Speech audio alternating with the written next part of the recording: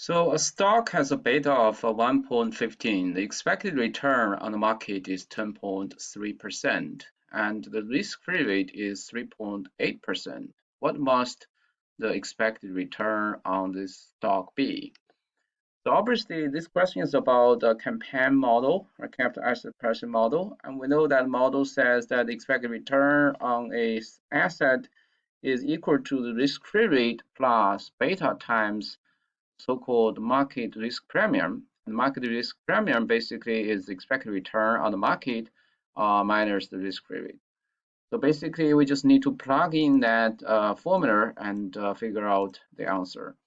But then we need to use the formula, not hard code data. So that's key to get the correct answer for this question.